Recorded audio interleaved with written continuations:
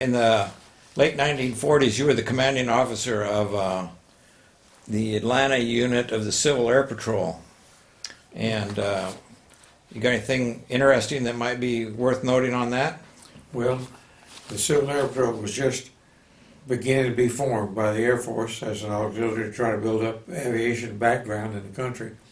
And they sent a liaison officer, an Air Force officer, to Georgia to organize Georgia. And he formed our squadron with me, and that was the first Civil Air Patrol squadron in Georgia. And of course, it's gone on to be a big national program for many years now. It's doing fine still today. They supplied, when they had them, the Air Force supplied, when they had them, small airplanes and some guidance, but not much. They just kind of set up the method of setting up a squadron and told you kind of how to do it.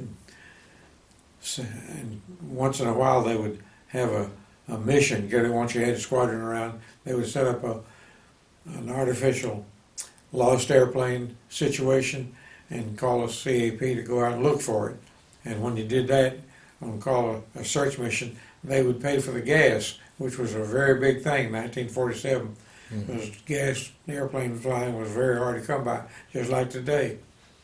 So it was very welcome, and of course made a pretty big program. And I'm sure it is doing a good job for the whole country to keep a kind of a base of air-minded people around, young kids and everything. They have a very strong youth program. Let's see. Well, you were the kinds of planes you were flying then. I've seen a picture. There was a Stinson L5, and you said there were Stearmans too. Yes. And those were all retired Air Force planes, apparently. Yeah. World War II liaison planes. How big a unit was it? Do you remember how many guys or I planes? think we had about 50 or so members in our squadron. We never did get up enough interest in activity to have a youth squadron. We tried, and we had a few young people, but not much. But over the country, it gradually grew up and had big bunches of young people that got uniforms and called themselves being in some kind of an Air Force thing, you know, and they enjoyed it.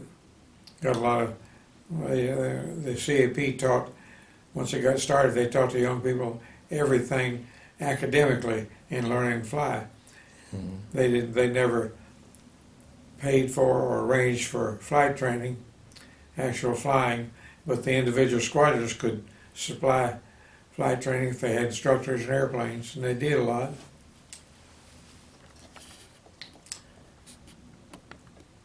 It was a pretty good program. I have got my notes here. I don't remember the details about it, but it says one of the Stearmans was landed upside down on a grass runway by... Yeah, that was where our squadron was formed at Park Airfield, where I was living and working at that time. And we had a little wooden building we called our office for the Civil Air Patrol. We had our meetings there and everything. And one of the Park Air customers that wasn't in that, a fairly well-to-do guy, was flying a Stearman, and well, owned by the Stearman was owned by the squadron at that time, Civil Air Patrol Stearman. He was showing off with it, and made a low pass down the field, and just got too low and touched the fin. That popped the nose down, landed right on the top wing, and just slid along. Didn't break anything. Stearman's so tough, it didn't even break a wing strut. Did damage the ribs on the top wing and the fin and rudder. That's about all. Yeah. We were awful mad at him because that was our sole, you might say, flying assist at that time for the squadron. And he grounded that airplane for a while. I don't know what happened to the airplane. We lost it. They took it back. Maybe they fixed it somewhere. I don't know. The Air Force. A good friend of yours was in there, wasn't he? Well, he wasn't a friend. He was a very good acquaintance, a customer of the field there. Oh. But he wasn't. He No, wasn't I thought- a friend. Wasn't there two people in the plane? Yeah. Yeah. Yeah. His name was Matt Connor. Oh. And he's still in Atlanta. And his friend was Charlie Bonner, I believe. Charlie Bonner was in the front seat. They didn't get hurt. That guy's been a kind of a antagonist of mine for many years from then because of that, and then, well, we weren't compatible personalities, I guess you'd say, and so we've kind of been at odds for many years until the last, say, about 10 years ago. Well, more than 10 now. 10 years of Georgia years, 20 years right now back. He had had a Bonanza for many years, and he finally sold it and bought a Stearman, new Stearman at that time, refurbished Stearman, and called me to get him. He'd had some kind of heart trouble and got back into flying, got his license back, and I went and flew with him in his Stearman for a little while and kind of got a little more friendly with him, and he continued flying for a while. And then about 5 years before I came out here in, say, 1995, his wife was a pilot that had flown the Bonanza, and she wanted to check out the Stearman, and so she called me, or well, he called me and asked me if I'd fly with it. I said sure. So I flew with her for, gosh, seemed like a couple of years. She didn't fly very often, but she could fly. She got to where she could fly very good, and I finally told her I'm not going to fly anymore. And she said, "Why?" I said, "Well, you're doing everything I can teach you." She said, "Well, I still like for you to go with her." So she kept calling me, and I'd go flying for a while with her and just sit there, you know. I finally just had to quit that. I couldn't stand it. Mm-hmm. But she was a very nice lady and very friendly and could fly very well. She enjoyed her flying. Their family was Coca-Cola stockholders in Atlanta. They were Atlanta Coca-Cola people. Oh, yeah. So they had plenty of money for Bonanzas and Stearmans. Okay, around 1950, 51, you went back into the Navy and and were working with the Navy on development of aircraft. And during that time, you flew a very large variety of planes, just about every jet the Navy had, it looks like. And why don't you tell me about that? That's an interesting story. Well, how did you get back into the Navy? The Korean War, Oh, or what do they call it? Can't remember what they called it. It wasn't a war. uh-huh. I've just been reading Truman's book, and he talked about that very specifically. But anyhow, that came along, and I got a letter from the Navy saying, "How about come back in?" Didn't say that, no. They said, "Come on in. Here's your orders." And Were you a reservist then? yes, I was in the reserve. Okay, that's the only way they can do I don't know that. for sure, but I think they called up people who were not in the reserve or in the reserve, either one. I would logically more in the reserve because they'd be a little bit more current than people that weren't in the reserve, generally speaking. I don't think they could have called you back in if you weren't in the reserves. Probably not, I don't know. But anyhow, they called back quite a few, and the process was to go to, you were sent to a Navy base for refresher training. Been 5 or 6 years there since we've been flying, military flying. Mm-hmm. And most of the people, I determined when I got to the refresher base, and I was sent to Memphis, where I'd been before in World War II. I went to Memphis to learn to fly. I'll be darned. Went right back to Memphis. My whole life has been trips from Atlanta to Memphis and back. And back, and I moved over there with Delta. They sent me to Memphis, back to Atlanta, back and forth. So sent me to Memphis, did about 3 months of refresher training, and I had F-6s and Corsairs. And No, just keep eye contact with me. oh, okay. And so flying those just to get Look at me. feeling back in the able to fly again, I guess. Yeah. And then went from there, graduated somehow. They decided did their program. And you sent to Norfolk then, and Norfolk was just an assignment place where you went to get assigned to a more permanent station. And they assigned. I went in with 5 other guys that I didn't know, and we ended up in front of the signing officer's desk in a bunch, and he studied a while and said, "Well, I only got one place I can save 5 people, so you all going to VX3 in Atlantic City." And so we said, "Okay, that's good, we go together." And so that's how I got to Atlantic City. And Atlantic Now, City, what rank were you then at being in the reserves? I was Lieutenant J.G. Okay, That's his second up in the Navy. right. And so Atlantic City was an air development squadron. I think there were 3 in the United States, and the others were on the West Coast, I believe. But anyhow, the job of the air development squadron is to take some new situation or some new object, such as an airplane or a bomb rack or a bomb itself or a machine gun or an instrument in the panel, anything. But if somebody from Washington decided this needs a little checking, and send it to an air development squadron, let them try it out and see if it'll work, and we'll cancel it or do it. So that's what the air development squadron was. Okay. And I got assigned to ADs there, which is the first time I'd flown them, and got an AD project, which was a new bomb rack that they had designed. They put them on the airplanes, and so we did a lot of dive bombing, where that's what the AD was supposed to do, because of the big dive brakes it had on it. And so they gave me the project, and I think I had 4 guys, other pilots assigned to me. We flew that and made hundreds of bombing runs on the target there, our local target, and pretty well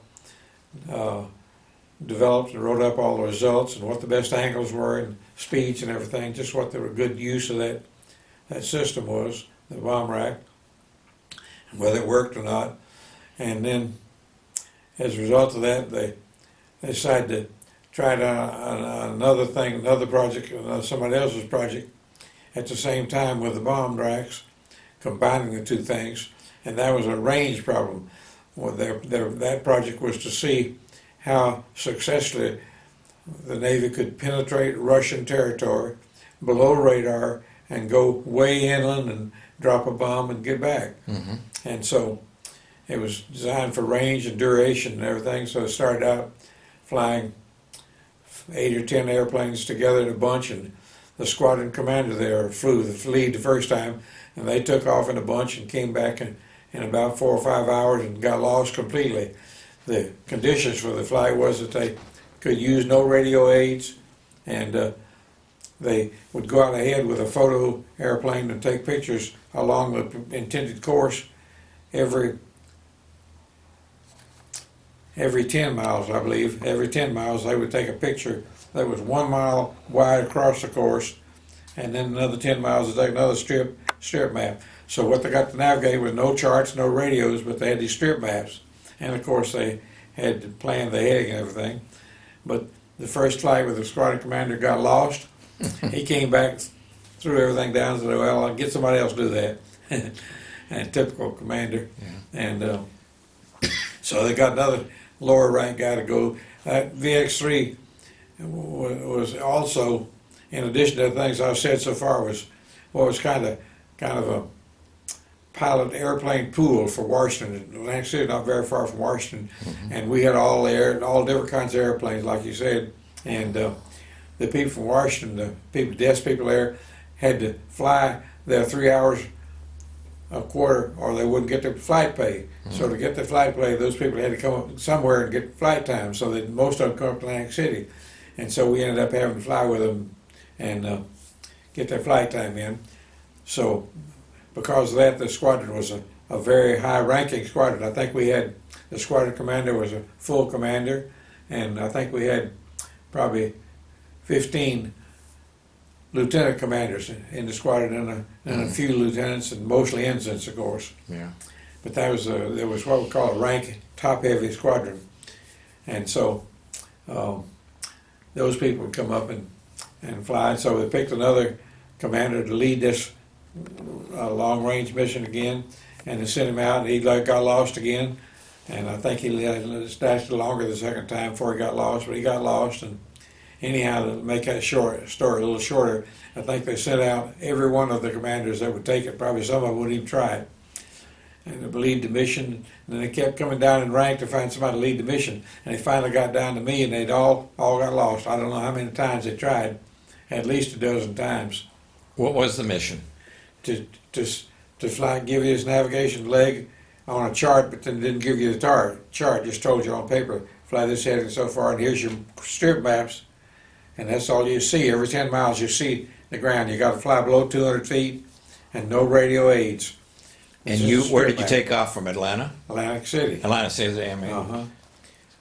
At that time, yes. And What kind of planes were they? AD. Oh, AD, right. Uh-huh.